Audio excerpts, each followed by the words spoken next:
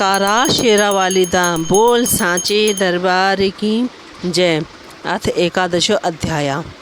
महिषासुर का अपने मंत्रियों से विचार विमर्श करना और ताम्र को भगवती के पास भेजना। व्याजी बोले, मंत्री की यह बात सुनकर मदोन्मत्त राजा महिषासुर अपने वयोवृद्ध मंत्रियों को बुलाकर उनसे यह वचन कहने लगा। राजा बोला, हे मंत्रीगण, आप लोग निर्भीकतापूर्वक मुझे शीघ्र बताएं कि इस समय मुझे क्या करना चाहिए। आप लोग इस कार्य में प्रवीण हैं, साथ ही साम तथा दंड आदि नीतियों में भी कुशल हैं।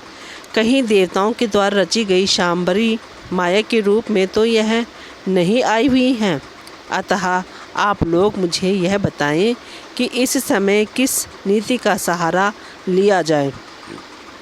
मंत्रीगण बोले, हे निर्श्रेष्ठ, बुद्धिमान लोगों को सदा सत्य और प्रिय बोलना चाहिए तथा सम्यक विचार करके हितकर कार्य करना चाहिए। हे राजन, सत्य वचन कल्याणकारी होता है और प्रिय वचन प्रायः अहितकर होता है। इस लोक में अप्रिय वचन भी मनुष्यों के लिए उसी प्रकार हितकारक होता है जैसे औषधि अरुचिकर होते हुए भी मनुष्यों के रोगों का नाश करने वाली होती है। हे पृथ्वीपते, सत्य बात को सुनने तथा मानने वाला दुर्लभ है। सत्य बोलने वाला तो परम दुर्लभ है, किंतु चाटुकारितापूर्ण बातें करने वाले बहुत से लोग हैं। हे राजन, इस गूढ़ विषय में हम लोग कुछ कैसे कह सकते हैं, और फिर इस त्रिलोकी में भविष्य में होने वाली शुभ अथवा अशुभ परिणाम के विषय में कौन जान सकता है।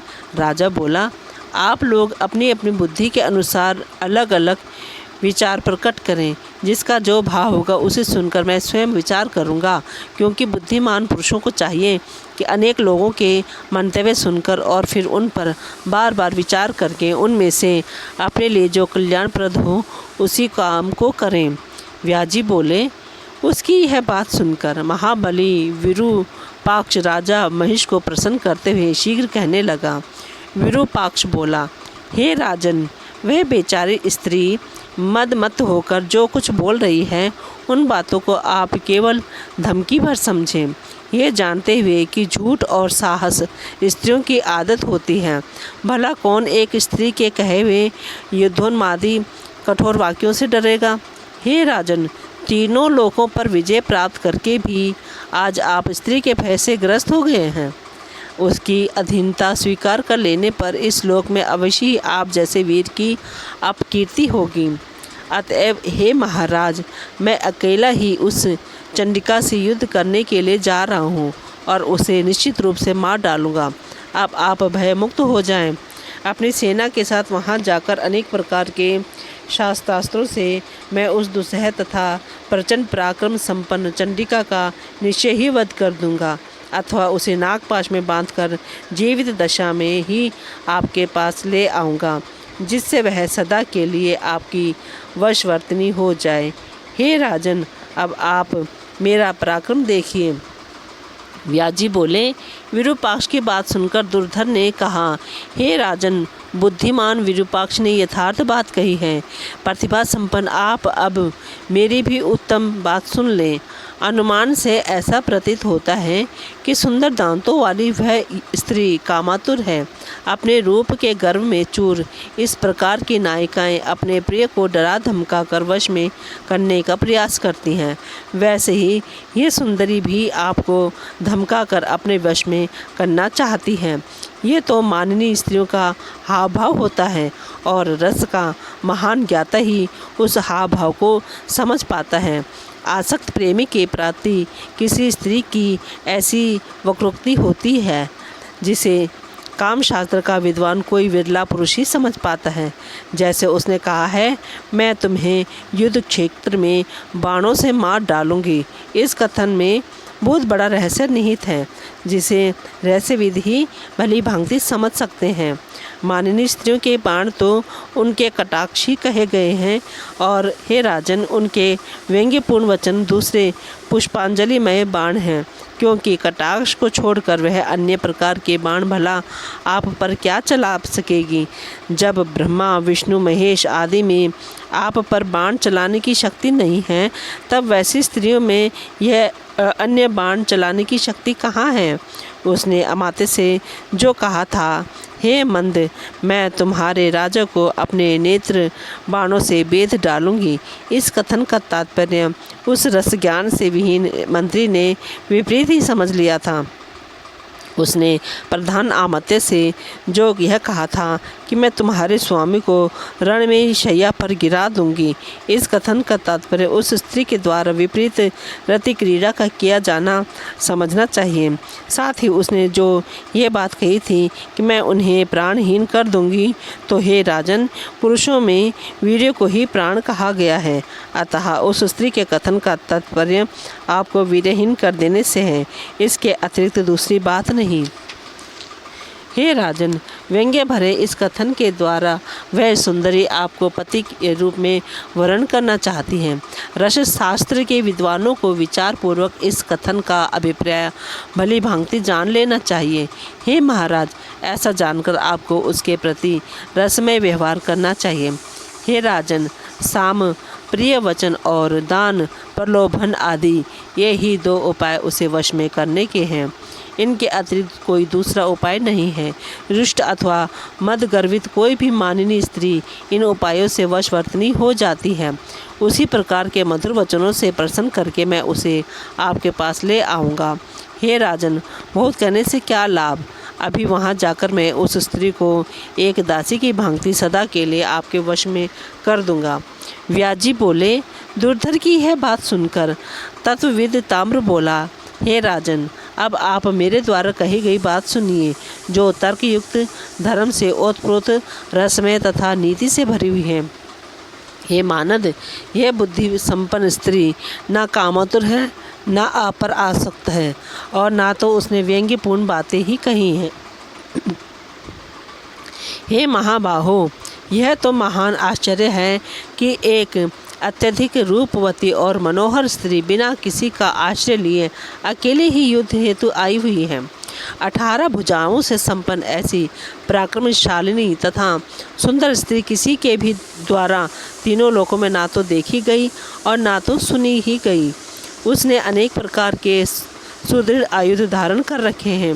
हे राजन, इससे मैं तो यह मानता हूँ कि समय ने सब कुछ हमारे विपरीत कर दिया है। मैंने रात में अपशकुन सूचक अनेक स्वप्न देखे हैं। इससे मैं तो यह समझता हूँ कि अब निश्चय ही हमारा विनाश हो चुका है। मैंने आज ही उषा काल में स्वप्न देखा कि काले वस्त्र धारण किए एक स्त्री घर के आंगन में रुदन कर रही है। ये विनाश सूचक स्वप्न विचारणीय है। हे राजन, आजकल घर घर में भयानक पक्षी रोया करते हैं और घर घर में विविध प्रकार के उपद्रव होते रहते हैं। उससे मैं तो यह समझता हूँ कि इसमें निश्चित रूप से कुछ और ही कारण है। तभी तो युद्ध के लिए कृत संकल्प यह स्त्री आपको ललकार रही है। हे राजन, यह ना तो मानुषी, ना गांधर्वी और ना आसुरी ही है, अपितु इसे देवताओं की रची हुई मोहकरी माया समझना चाहिए। अतः मेरा यह दृढ़ मत है कि इस समय कायरता नहीं प्रदर्शित करनी चाहिए, अपितु हर तरह से युद्ध करना चाहिए। जो होना होगा वह होगा। भविष्य में विधाता के द्वारा किए जाने वाले शुभ या अशुभ के बारे में कौन जानता है। अतः विद्वान पुरुषों को चाहिए कि बुद्धिपूर्वक धैर्य धारण करके समय की प्रतीक्षा करें। हे नरेश, प्राणियों का जन्म तथा मरण दैव के अधीन है। तीनों लोकों में कोई भी व्यक्ति इसके विरुद्ध कुछ भी करने में समर्थ नहीं है। महिष बोला, हे महाभाग, हे ताम्र, युद्ध के लिए दृढ़ निश्चय करके तुम जाओ और धर्मपूर्वक उस माननीय स्त्री को जीत कर यहाँ ले आओ। यदि संग्राम में वह स्त्री तुम्हारे अधीन ना हो सके तब तुम उसे मार डालना, नहीं तो जहाँ तक संभव हो प्रयत्नपूर्वक उसका सम्मान करना। हे सर्वज्ञ, तुम पराक्रमी तथा काम शास्त्र की पूर्ण विद्वान हो, अतः किसी भी युक्ति से उस सुंदरी पर विजय प्राप्त करना। हे वीर, हे महाबाहो, विशाल सेना के साथ तुम वहाँ शीघ्रतापूर्वक जाओ और वहाँ पहुंचकर बार बार चिंतन मनन करके इसका पता लगाओ कि यह किस लिए आई हुई है। तुम यह भी ज्ञात करना कि वे काम भाव अथवा वैर भाव किस भाव से आई है और वह किसकी माया है। आरंभ में इन बातों की जानकारी कर लेने पर तुम यह पता करना कि वह क्या करना चाहती है। तत्पश्चात उसकी सबलता तथा निर्बलता को भली भांति समझ कर ही उसके साथ तुम युद्ध करना। तुम उसके समक्ष ना तो कायरता प्रदर्शित करना और ना बिल्कुल निर्दयता का ही व्यवहार करना। उसकी जैसी मनोदशा देखना, उसी के अनुसार उससे बर्ताव करना। व्यास जी बोले, महिषासुर की यह बात सुनकर काल के वशीभूत वह ताम्र राजा महिष को प्रणाम करके सेना के साथ चल पड़ा। चलते समय मार्ग में यम का द्वार दिखलाने वाले अत्यंत भयानक अपशकुनों को देख कर वह बहुत विस्मित तथा भयभीत होता था। देवी के समीप पहुंचकर उसने देखा कि वह सिंह पर सवार हैं। वे विविध प्रकार के आयुधों से विभूषित हैं तथा सभी देवता उनकी स्तुति कर रहे हैं। तदंतर उस ताम्र ने विम्र भाव से खड़े होकर सामनीति का आश्रय लेकर मधुर वाणी में शांतिपूर्वक देवी से यह वचन कहा, हे देवी, दैत्यों के अधिपति तथा विशाल सींगों वाले राजा महिष आपके रूप तथा गुण पर मोहित होकर आपसे विवाह करने की अभिलाषा रखते हैं। विशाल नयनों तथा सुकुमार अंगों वाली हे सुंदरी, देवताओं के लिए भी अजय उन महिष से आप प्रेम कीजिए और उन्हें पति रूप में प्राप्त करके अद्भुत नंदनवन में विहार कीजिए। सभी प्रकार के सुखों के निधान स्वरूप इस सर्वांग सुंदर शरीर को प्राप्त करके हर तरह सुख भोगना चाहिए और दुख का तिरस्कार करना चाहिए। ये बात सर्वमान्य है। हे करभोरू, आपने अपने हाथों में ये आयुध किस लिए धारण कर रखे हैं? कमल के समान कोमल आपके ये हाथ तो पुष्पों के गेंद धारण करने योग्य हैं। बहुरूपी धनुष के रहते आपको यह धनुष धारण करने से क्या प्रयोजन है? और जब आपके पास ये कटाक्ष रूपी बाण हैं तो फिर व्यर्थ बाणों को धारण करने से क्या लाभ? इस संसार में युद्ध दुखदायी होता है, अतः ज्ञानी जन को युद्ध नहीं करना चाहिए। राज्य तथा धन के लोलुप लोग ही परस्पर युद्ध करते हैं। पुष्पों से भी युद्ध नहीं करना चाहिए। फिर तीक्ष्ण बाणों से युद्ध की बात ही क्या? अपने अंगों का छिद जाना भला किसकी प्रसन्नता का कारण बन सकता है? अतएव हे तन्वंगी, आप कृपा करें और देवताओं तथा दानवों के द्वारा पूजित मेरे स्वामी महेश को पति के रूप में स्वीकार कर लें। वे आपके सभी वांछित मनोरथ पूर्ण कर देंगे और उन्हें पति रूप में पाकर आप सदा के लिए उनकी पटरानी बन जाएंगी, इसमें संदेह नहीं है। हे देवी, आप मेरी बात मान लें, इससे आपको उत्तम सुख मिलेगा। कष्ट पाकर भी संग्राम में विजय का संदेह बना रहता है, इसमें संशय नहीं है। हे सुंदरी, आप राजनीति भली भांति जानती हैं, अतः हजारों वर्षों तक राजसुख का भोग करें। आपको तेजस्वी पुत्र प्राप्त होगा, वह भी राजा बनेगा। इस प्रकार आप युवावस्था में क्रीड़ा सुख प्राप्त करके वृद्धावस्था में आनंद प्राप्त करेंगी। बोलो जयकारा शेरा वालिदा, बोल सांची दरबार की जय।